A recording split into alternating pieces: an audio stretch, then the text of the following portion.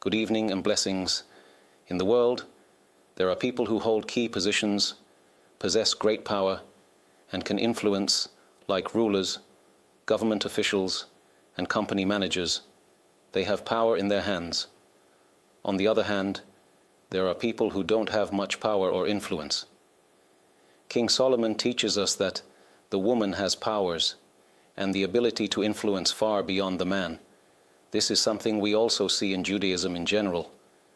The guidance that Solomon gives here is for the man to know what kind of woman to choose as a partner in life, understanding that she has great power, influence, and strength over him, the children, and the entire environment.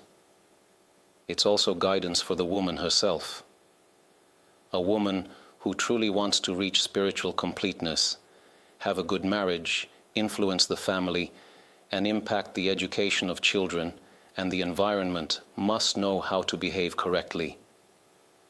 King Solomon says in Proverbs 12:4, "A woman of valor is the crown of her husband." We will first look at the meaning of the words and then understand the deeper message. What does a woman of valor mean? At the end of the book of Proverbs, there is the famous verse, "A woman of valor, who can find?"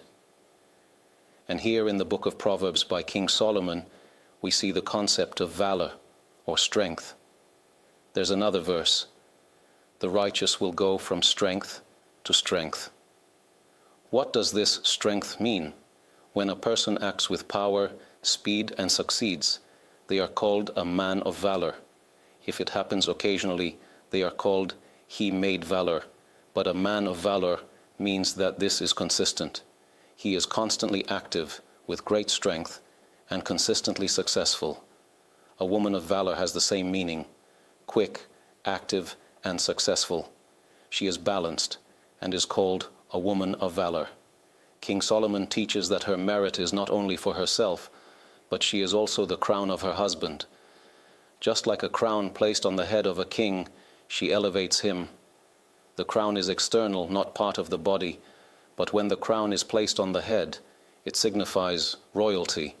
She elevates him to the level of royalty. He feels important, respected, and that life is good. Also, in the eyes of the community, he becomes a respected person thanks to his wife.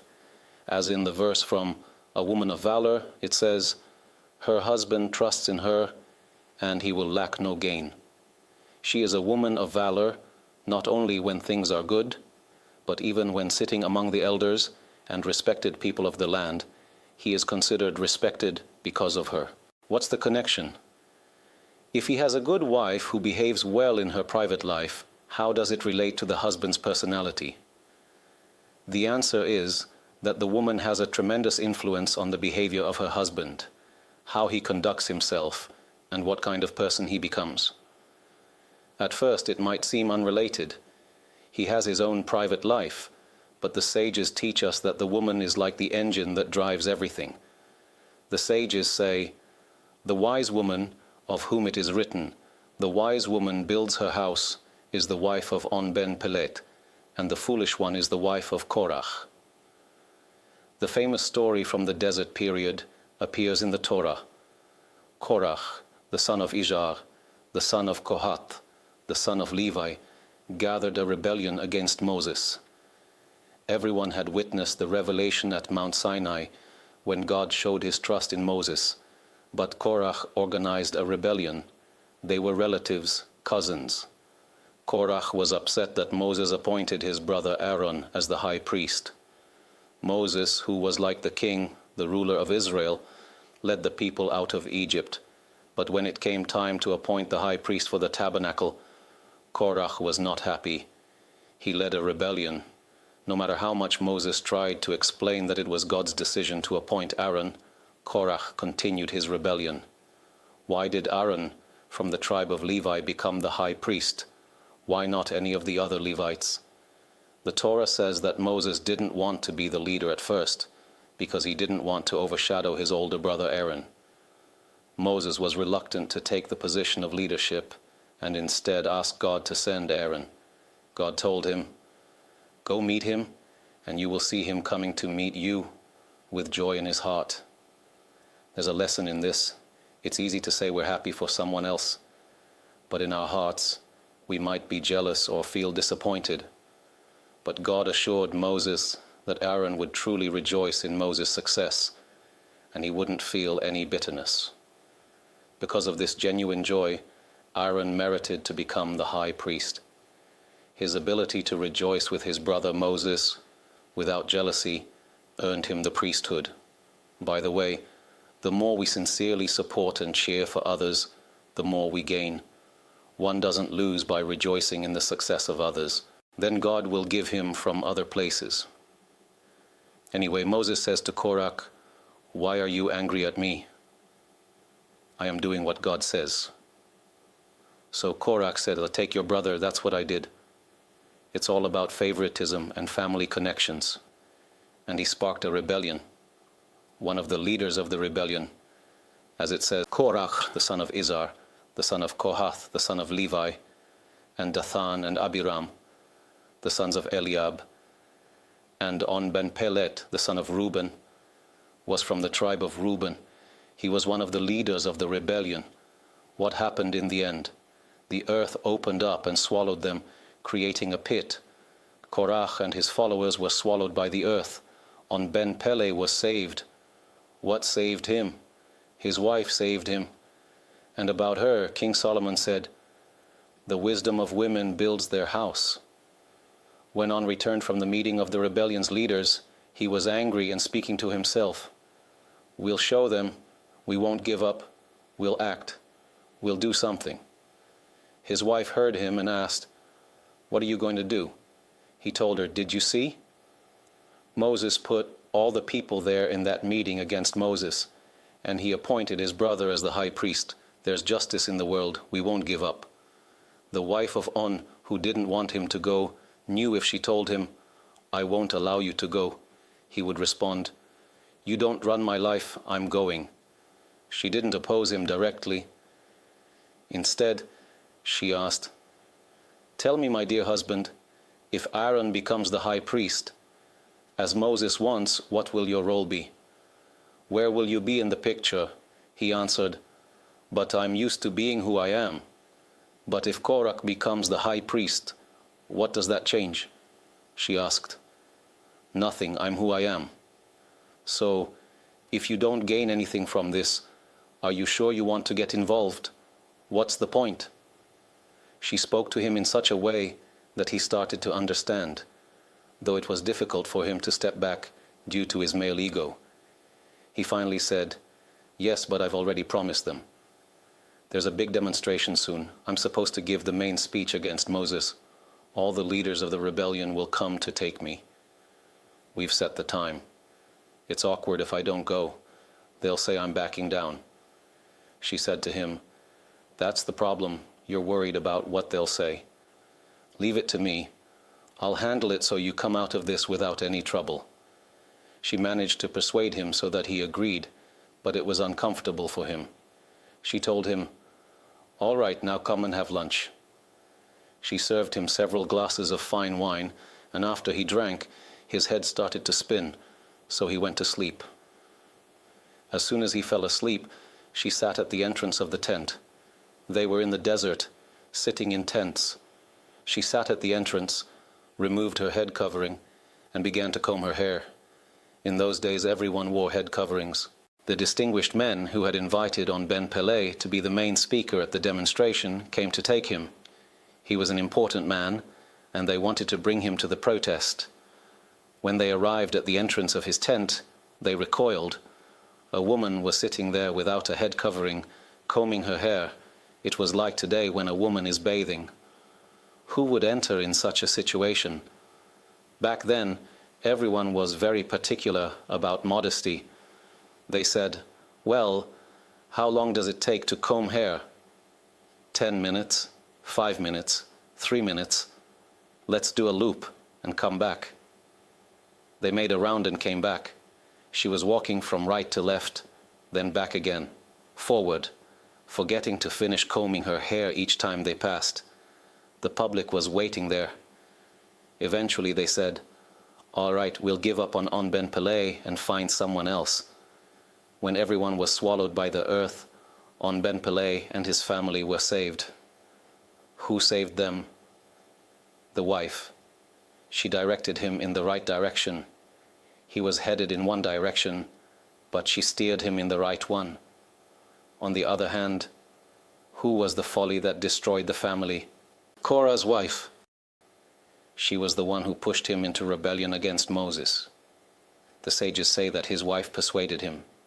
She said to him, "What is this? Why is he appointing his brother? You're a cousin and more important." She gave him a long speech about why he was more important than Aaron and why he should be the leader. When she persuaded him, he went out to fight against Moses. That's why the sages say that a woman has incredible power and can influence her husband's opinions, the education of their children, and the direction their lives take. Does it depend on the husband? Yes, but the woman has a lot of power in the area of peace at home. Sometimes a man feels humiliated due to the criticism from his wife.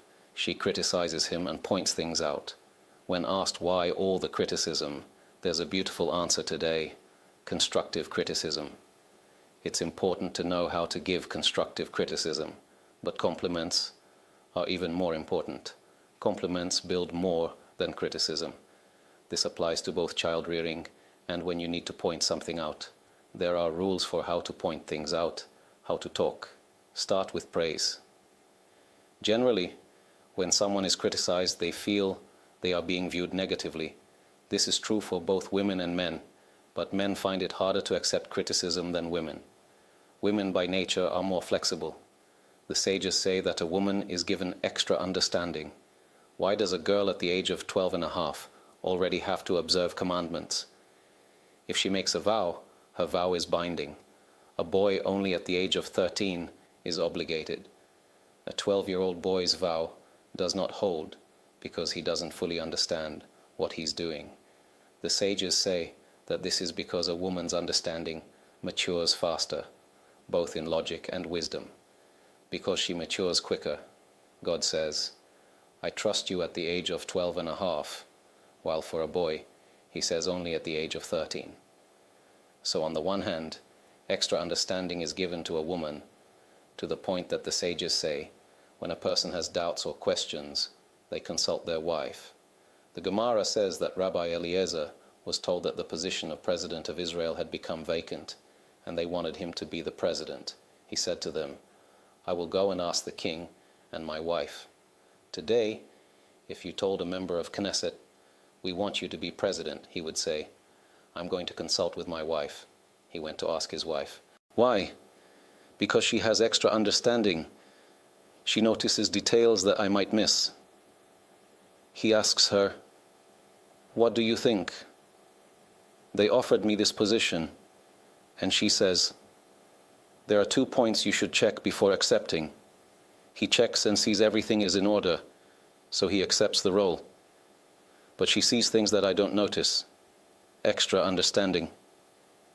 On the other hand, the sages say that women's minds are lighter. This means that their conclusions are flexible in today's Hebrew. There is wisdom, understanding, and knowledge. Wisdom is information. You have a lot of knowledge, you become a wise person, but that doesn't mean you're discerning. A wise person has learned a lot, has experience, and has gathered details. Discerning is something else. You can use the information you have in your mind, observe things, and build a new idea. Just like building physically is construction, understanding is mental construction. The Hebrew letter Yud symbolizes spiritual progress, and it represents mental understanding. A woman has more understanding than a man. She notices details that he might overlook. A man might be excited about a business deal that seems very successful, and he tells his wife.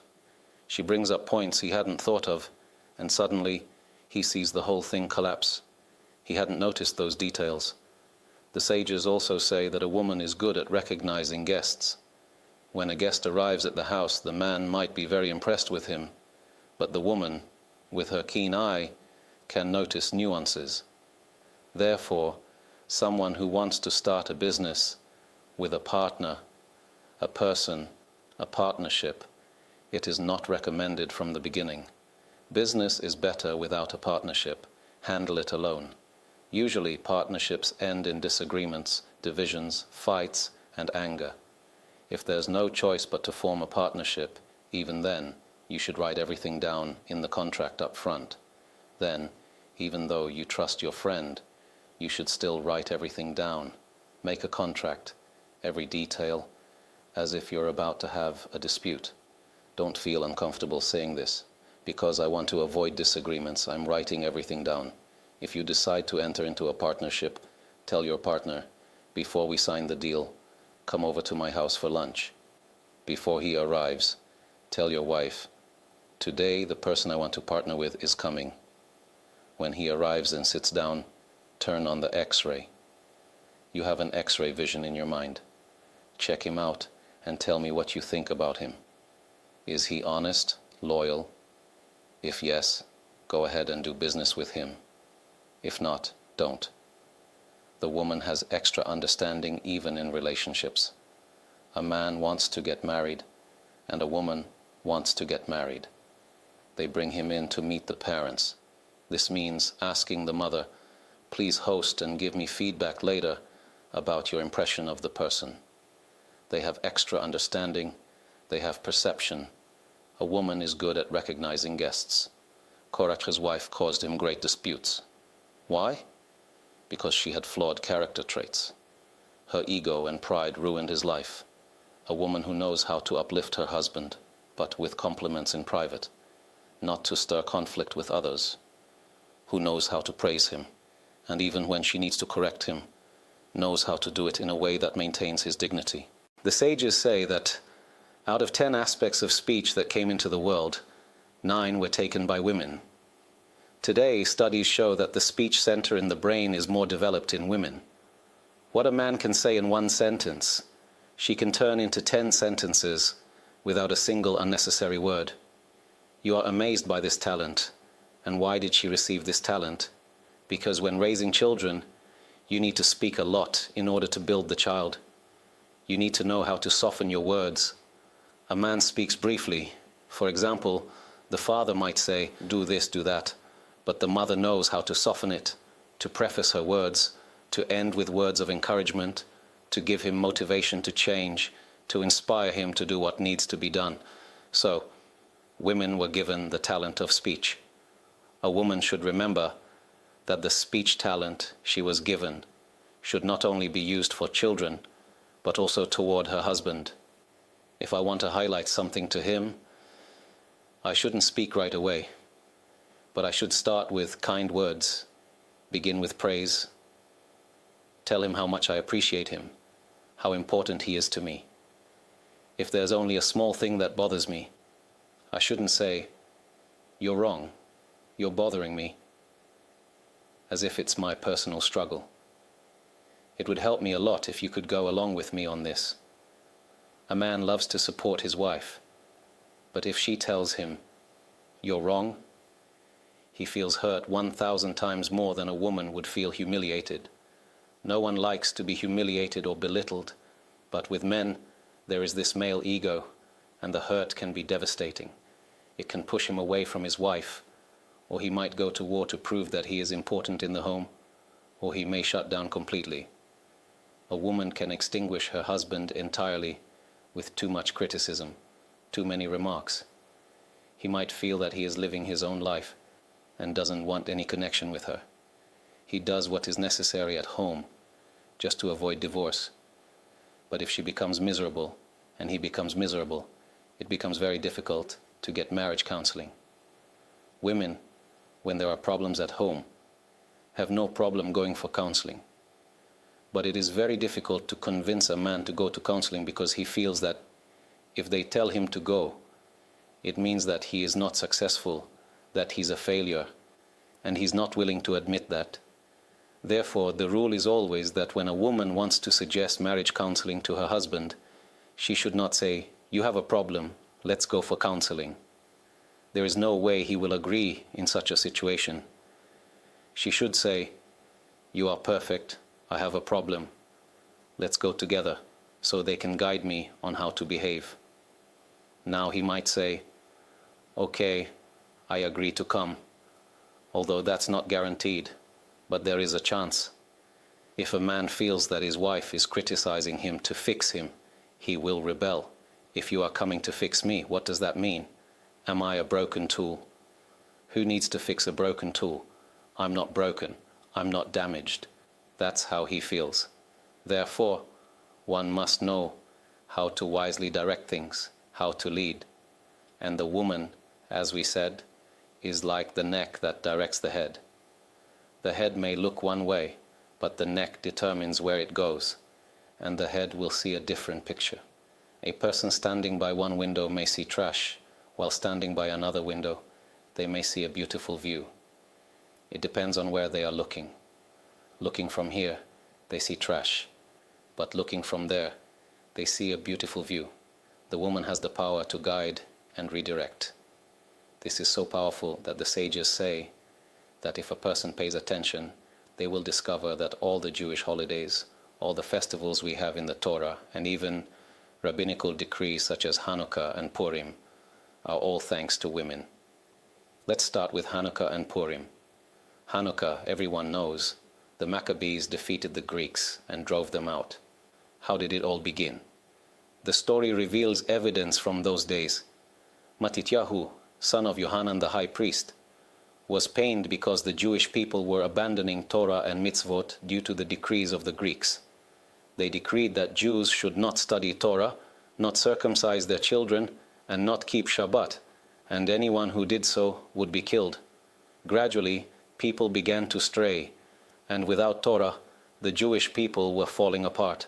What keeps the Jewish people intact is only the study of Torah. What distinguishes a Jew from a non-Jew? Violence, Torah and commandments. This is what makes us unique. This is what preserves the generations of the Jewish people. Antiochus decreed that this would not happen. Everyone felt a sense of weakness. What could you do? You could fight against war elephants and an army of trained soldiers, an enormous army. Greece had conquered all the nations, one by one. Who could fight against the Greek Empire? It would be suicide from the start. But Yehudit, the sister of Judah Maccabee and the other brothers, was the one who awakened them. She said, "How can you be indifferent? Look at what is happening to the people of Israel." And she didn't just speak, she took action. When the Greeks saw her, she said, "Take me to the commander." She risked her life. She served them food, including cheese, pretending she was defecting to their camp, and she was the daughter of the high priest, a message to the Greek commander that he should take the daughter of the high priest for himself. She risked her life, gave him wine, and when everyone dispersed and only the two of them remained, he fell asleep. She beheaded him and brought his head to the camp of Israel. They placed it on the wall. The Greeks woke up in the morning, saw the Jews coming at them, approached the commander's tent, and saw him without a head.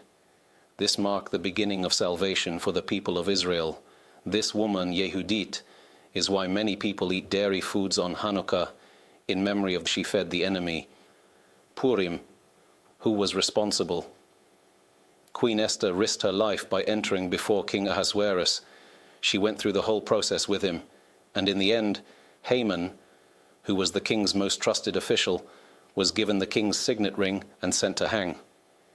She said, "I will go before the king," and told Mordecai to gather all the Jews in Shushan to fast for 3 days, day and night. "I and my maidservants will also fast," she said. "Then I will approach the king. But first, add merit for me." She was the one who stirred the Jewish people to repentance. She was the one who risked her life, and to this day we celebrate Purim because of her. Passover, Sukkot, and Shavuot, the 3 holidays that commemorate the Exodus from Egypt. The Jewish people left Egypt thanks to the righteous women of that generation, as the sages say. They did not say this to flatter women. If they said it, it means it is true. It is written that in the future, The redemption will come because of women. The entire fertility of the Jewish people in Egypt, when the men were despondent, happened thanks to the women. When Moses built the tabernacle, it is written that women brought the mirrors they used for personal grooming to give them to Moses to make the bronze laver. The mirrors of those days were not like today's glass mirrors with silver plating. They were polished copper, metal, and bronze. When they brought them to Moses, he rejected them, saying that they were vanity, external beauty, and he didn't want to take them for the tabernacle. But God told him, "Take them and make the laver out of them, for peace and reconciliation between a man and his wife. These mirrors are precious to me." In Egypt, when the Jewish men were enslaved, they were discouraged, and they had no desire to be with their wives. They only cared about their work. The women would sit under the apple tree, as it says in Song of Songs, and they would take their mirrors, show them to their husbands who were broken and despondent, and say, "Look at me. Who is more beautiful?" This revived them, and thus children were born, and the continuity of the Jewish people was preserved. God told Moses, "Why do you reject these mirrors? The entire future of the Jewish people is because of them. Take them and make the laver." This is the power God gave to women. King Solomon says, "A woman of valor is the crown of her husband." A woman of valor knows how to manage properly. She is diligent, quick, loyal, wise, and active. She's like a crown to her husband. She lifts him to a level of kingship. But a disgraceful woman, one who should be ashamed of her actions and her behavior, who is not acting correctly, ruins him to the bone. Just as a bone starts to decay from within until the entire body collapses, Solomon illustrates how a woman, on the one hand, can elevate her husband, can build up her children, who will be properly educated, with the example of a wise mother who knows how to act without insults or degradation. There are women who struggle in life and vent all their frustrations on their children, and these children grow up without self-confidence and joy in life. Even when they marry, their behavior toward their wives is poor because of what they saw at home. But a wise woman knows how to manage her children, how to compliment them, even when there's criticism, without humiliation and degradation, and without generalizations like, "Oh, you're always like this. You are always unsuccessful. You are always breaking things. You never learn." Why say this to the child? A child is not always like that. He has many virtues. A wise woman knows how to praise the child for the qualities he has and guide him in areas where he might be wrong. She knows how to direct him, telling him, "Act like this, don't act like that. This is right, this is wrong," encouraging him, complimenting him, lifting him up, and building him for life. So far, this is the simple explanation of the verse. A woman of valor is the crown of her husband, but she who causes shame is like rottenness in his bones. And with this, King Solomon intended to teach through a parable. Let's see what the parable means. The parable is true. We've spoken many times about the idea in the book of Proverbs. Rashi writes that you can learn from the parable, and the parable itself teaches you guidance for life. But the true lesson is always on a spiritual level. For example, in a more physical context, the parable conveys a spiritual message. So what does King Solomon want to teach with this parable? He is telling men what kind of woman they should look for. Seek a woman of valor. A woman who is energetic, quick, loyal, and has good traits is worthy of being called a woman of valor. Let's read the words of Rabbeinu Yonah on this verse. Rabbeinu Yonah lived about 700 years ago, and in his commentary on the book of Mishnah, he writes on this verse that Solomon wants to warn men. In other words, Solomon wants to warn men to be careful and cautious when choosing a wife. Don't be tempted by external appearances, such as a rich woman or a beautiful woman with an impressive exterior. This external allure might attract you, but she might be a disgraceful woman, You will only suffer from her behavior, so why enter such a relationship? Look for a woman of valor, and your life will be better. This is also guidance for women. Every woman who wants to succeed in life should say to herself, I want to be a woman of valor, a woman with all the right virtues, who knows how to speak, how to approach, to be like the wife of On Ben Pelet, so that people will say about me, wise women build their homes. Don't be like the foolish woman whose hands destroy her house, causing conflict for her husband. A woman has power over her husband. She can persuade him to fight with neighbors or to argue with his boss at work. But a wise woman knows how to manage money, to save when necessary, and to spend wisely. People earn money, and there are those with a good income, but they still rent because they don't know how to save. They buy everything they see. A wise woman knows how to prepare delicious, nutritious, and inexpensive meals, saving for the future so they can buy a home and accumulate the capital necessary to later add a mortgage instead of paying rent. Rent is like taking money from your pocket and throwing it on the street to the landlord. Make sure you have equity, even if you grew up in a family where the financial situation wasn't great. Save, work hard, and invest in equity. At the base, you need to pay the bank. Instead of paying rent, pay the mortgage, so it's like you're taking money from your pocket and putting it into the other pocket. Then there is the interest of the bank and the bank's profits, or at least a person is advancing in life and has his own house. A lot depends on the woman. If the woman is wasteful, doesn't know how to manage money, and can't save, then you can't advance in life. Maimonides, in his guidance to men on how to behave with their wives, writes that a man should honor his wife more than his own body and love her as his own body. He continues by saying that if he has money, he should increase his kindness toward her according to his wealth. This means that the correct approach from the man is not to create a suffocating atmosphere by questioning her purchases, why she bought this, why she wants that, or if she's overspending. Sometimes buying is also her therapy. It heals her soul, it makes her feel good. But she should also be self-aware, know when to pull back and when to save in order to secure a future.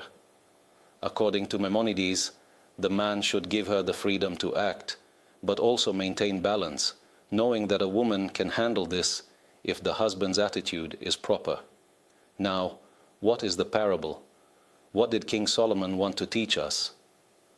The Maharal says that a woman of valor is a parable for the Torah.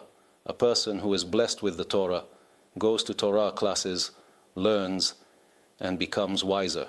It's like something external, like a woman of valor. But when it becomes part of you, it crowns you, like a crown on your head when a person learns Torah. The wisdom the Torah grants him brings him to a state where, wherever he goes, he walks as if wearing a crown. His friends who once spoke to him about soccer now see that he is full of content. They seek advice from him because he always shares a teaching from Pirkei Avot, teaching them to be a hero who conquers his desires. He might give them advice on how to manage arguments with his wife, saying, "Be strong, don't let the trivial things affect you." This learning elevates him. When a person complains or feels envious, he can share the wisdom he learned in Torah. He imparts this wisdom to others.